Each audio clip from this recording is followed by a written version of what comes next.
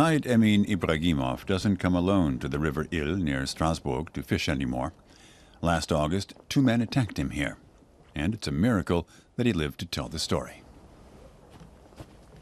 They hit me on the head from behind. Then they dragged me into the woods and tortured me there with a clothes iron on the chest, the back, everywhere.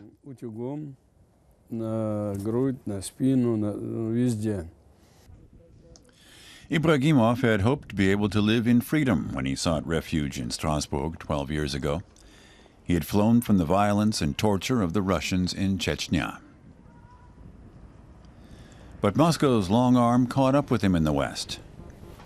Ibragimov is convinced that the torturers were henchmen of Russian President Putin. For a long time, he had been receiving threats that something would happen if he didn't withdraw his suit against Putin. I sent my letter to the International Court of Justice in The Hague anyway.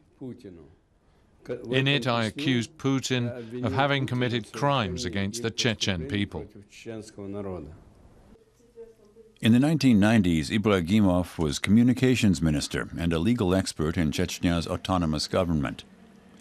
He's assembled a huge dossier alleging Putin's responsibility for kidnappings and murders committed by the Russian army in Chechnya. Ibragimov wants justice, with legal means. He's a pacifist, and he's always rejected Chechen violence in their striving for independence. I'm against any holy war or terrorism. I oppose all violence, all bloodshed, all war. Ibragimov had placed his hopes in the European Council. He provided pages and pages of reports on atrocities in Chechnya and is bitterly disappointed that he never received an answer. The Council's headquarters in Strasbourg knows of Ibragimov's case but doesn't want to comment on it. Personally, I think that the Council of Europe is fundamentally, the Parliamentary Assembly is fundamentally about dialogue. It's not a military organisation, and I think that it's best to continue that dialogue with the Russian authorities and the Russian delegation. Ibragimov is one of 30,000 Chechens who fled from their country to France. They all live in fear of reprisals. The Russian Secret Service has registered all the Chechens in Europe, and Russia's governor in Chechnya, Kadyrov, systematically sends agents to threaten them and get the exiles to return to Chechnya. If the threats don't work, they resort to physical attacks.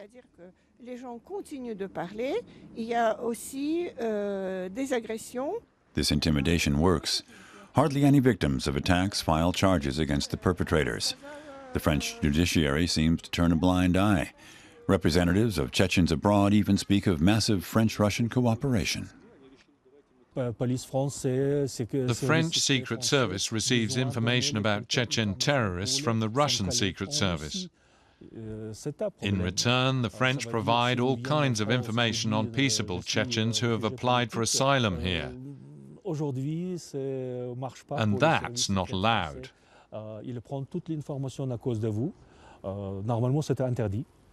Ibragimov's last hope is the International Court in The Hague. Every day he hopes to hear that his case will be heard. If the international community doesn't condemn Putin, he'll continue committing crimes.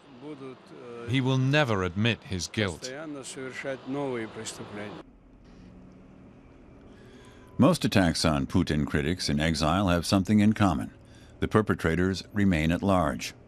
Ibragimov has survived 6 attacks so far, but every day he has to fear the next one.